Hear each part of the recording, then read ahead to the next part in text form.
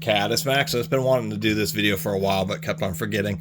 Just wanted to compare the classic Porter Cable 555 or 555 mustard stir biscuit joiner to the 557, which is nearly or essentially identical to the DeWalt version, and what biscuit joiners have become, which is modifications of angle grinders rather than being their own kind of dedicated body like the old 555 was. Both essentially do the same thing. A little bit more of a classic sound to this 5 amp 8000 RPM version, which I also use as a belt drive.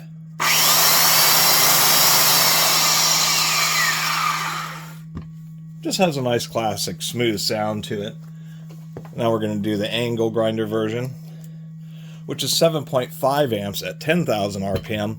Oddly enough, this is an earlier version of the angle of the, more universal head style. That's don't know exactly what they call this. Even online, they don't really give you a description of the basic head versus the complex head. But definitely a little bit noisier, but still smooth.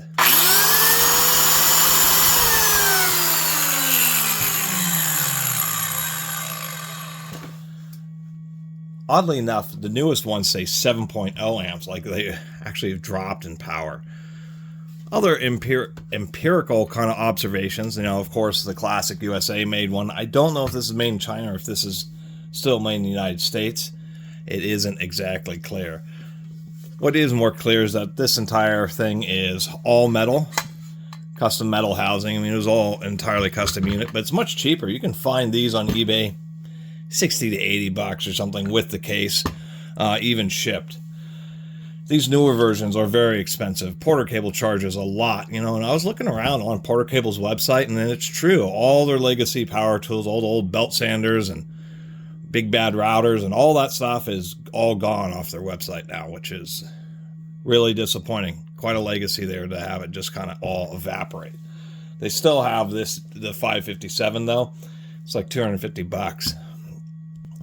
I did not pay anywhere near that much. I actually got this at the flea market. Surprisingly enough, maybe not unsurprising, don't know which way to say it. I don't find much. The flea market around here only happens once every couple of months, but they do run to sometimes an area at a building at the fairgrounds or some other building, and there'll be a bunch of people there. There'll be like 50 vendors there, but so many times it's either really expensive stuff or just things like, a lot of knives and a lot of homemade jewelry, which is, I guess, standard for any kind of flea market. But for once, found something cool for 40 bucks. So yeah, I thought for 40 bucks, this is definitely well worth it. On this one, we do have a little bit of plastic. We have little plastic pieces on both sides. I think those are, I'm not entirely sure. I think maybe they're just to help protect it, for one, and two, they actually act as guides as part of the hinges for this front plate. And the entire lower portion is still cast. Of course, this being a little bit more modern, we do have an exhaust port here. It does have a bag. This is an adapter, so you can use this with a vacuum if you want. Of course, this also comes with the little blade for cutting very small biscuits, not very thin ones. It's not like the Ryobi mini plate joiner. But this is for much shorter and smaller 1/8 inch or whatever it is, 3/16 biscuits, which is another part of the expense. And this plastic plate here, which helps just provide a little bit of protection to delicate surfaces. So, of course, on a plate joiner, that's all it's doing. I don't know why it took me so long to get to that, but it is a spring-loaded front end. You put it against a piece of material and you push, and what it does is it cuts a little, carves out just a little half moon, not even a half moon, just a sliver, just a bit of an arc, and then you use little pieces of wood, and it's used for joining things. So you have two pieces of material this way or end to end, and what that does is gives you a little hidden piece that you can put in to keep everything aligned. And then you can glue or staple. But that's the point of them, is they're used in all sorts of cabinet making and various joinery applications. Not so much for structural, but for keeping alignment until you get everything properly secured. So a basic version just has 90 degrees, 45 degrees when you're doing bevels. I do like the older one had a couple of spikes which dug into the wood. Maybe that was a problem because on the newer version they got rid of the spikes and they just use essentially a piece of sandpaper to help stick it. But they do advertise the fact that the front bail handle is now attached to the head. So when you're against a piece of material, your left hand's holding the whole head assembly firm, and then you just give the motor a push. We're on the old mustard stir. I heard somebody call this a mustard stir, and that's why I continue to say the same thing. They say it's a little not as easy to control because your hands are further away from the head, and you have to use both hands to take and kind of push it forward, and it just doesn't... I mean, it works fine, but you have to concentrate itself because the way your hands are just not as well ergonomically aligned. And so that's why this was just a cheaper version. But once you get it on there, you can just push it forward and you get the very same effect. It's just a little bit different when you're mechanically, the hand is attached to the head. And then the second hand on the angle grinder style is much lower, much closer to what would be the same height as the blade. So it's easier just to push it forward. This lower housing, well, it's a little hard to see, but they've taken the bottom off the angle grinder and made a big custom fiberglass reinforced piece of plastic that this whole assembly is sliding on. So that's the big piece of plastic. It's not a big deal. Of course, on the old version, you don't have many increments. You do have a few lines kind of in the vertical plate here. But you just loosen both of these nuts and you can slide it up and down. You get about 1.25 inches of play. Remove them to flip it over. This is a pretty robust, heavy-duty front end. But once again, it's basic. You just get the general... Since you're not using these on big pieces of lumber, this can support up to doing biscuits in the center line of like 1 3/4 inch dimensional lumber. And, of course, anything as thin as you want, including being able to carve out right on the edge of a piece of material, but real basic. And particularly when it comes to the two angles, and that's what you've been seeing here, and is we have one stop, and this is what controls the down plate, or I guess it could be called the angle plate, I always forget. Anyway, if you just want 90 degrees, you just flip it all the way down this way, and you have a traditional 90 degree. If you want 45 degrees, we have a little arrow here. You go down to 45, just like that. And now you're doing 45s.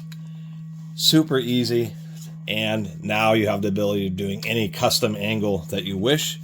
And it has 2 slots. So this is just common angles from 0 to 90. But you can actually go positive all the way up to 135 degrees.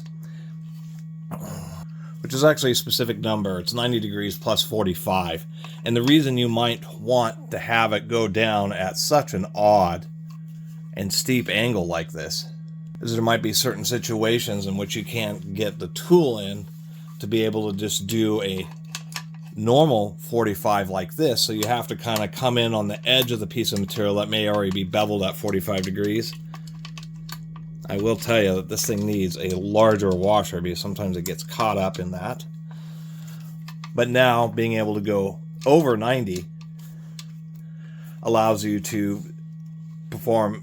You wouldn't go super deep, even though it's nice that they have a proper amount of clearance.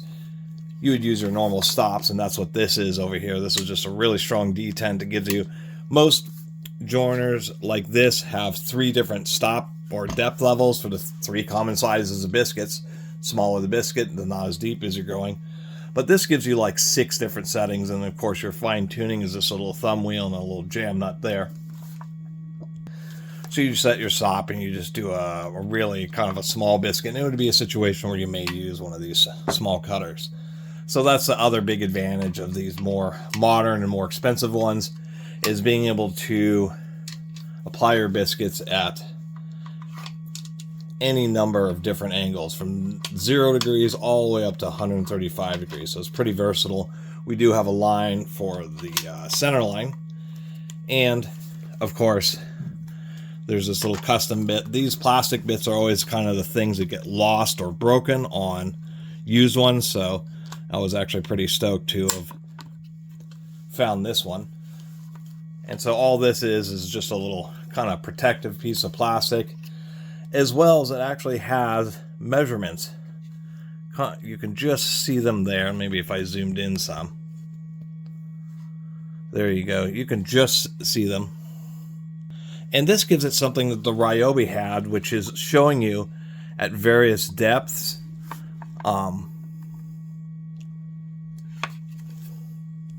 how wide the biscuit's going to be, so you can make sure that you don't go off the edge. So it has numbers for the 1.5 inch wide biscuits and the 2 inch wide biscuits. So anyway, that's one of the kind of the cool accessories that they of course don't have available for the other one. Besides that, we have too much zoom, our depth adjustment, which of course we also have a nice little scale. It is a metal scale, although silk screened, and you just do that.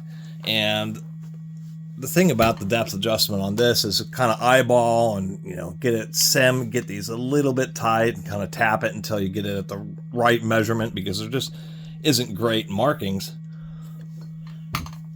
This one has pretty good markings, and once you loosen it, you actually use this thumb wheel. And that's part of probably the expense, is they have these 2 ground rods the whole assembly runs on, and then you use this thumb screw, which is not as quick, but you don't really do adjustments all the time.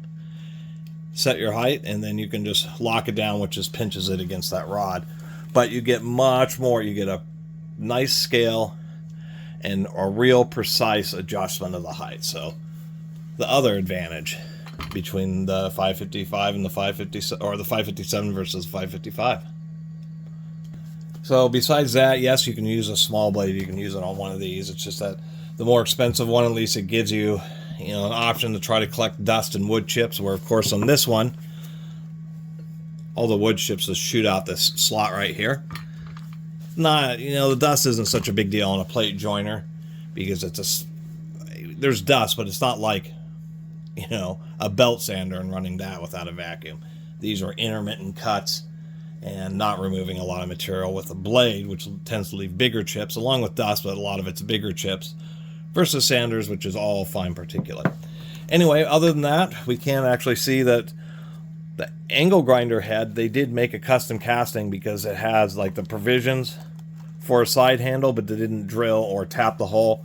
It's also designed for right-handed people. We can see that the left-hand vent is blocked, so where it's exhausting is here. See, this is partially blocked, so it's going to try to shoot the air off to the right, and then that vent, and of course a lower vent which kind of just blows down into this chamber to help blow chips out through here. Which I guess really is the final advantage, is they're able to take, because of this design, they're able to use some of the ventilation from the angle grinder style to actually force air through the blade housing. Where on these, you do have to periodically make sure to blow them out, because the only exhaust is from the air that's being literally drawn in through the front here and exhausted out the side here. It tends to do pretty well, but it's not the same as having active air pressure. So maybe I should do them this way. That's a big long video talking about the difference between these two plate joiners, and I think I saw a comment once about it a long time ago, but you know, why would you choose one over the other? And it's simply that even though this is a nice one, the 555 is more of a intermittent use machine. It's just not as professional a machine as these angle grinder style ones, and they don't have anywhere near the level of adjustability or the precision adjustability of one of these more professional models. But if you're only doing it occasionally and you're just doing basic joinery, save yourself some money. I mean, this thing is going to be half the cost of one of these, you know, even on eBay and that type of place. Anyway, thanks for watching.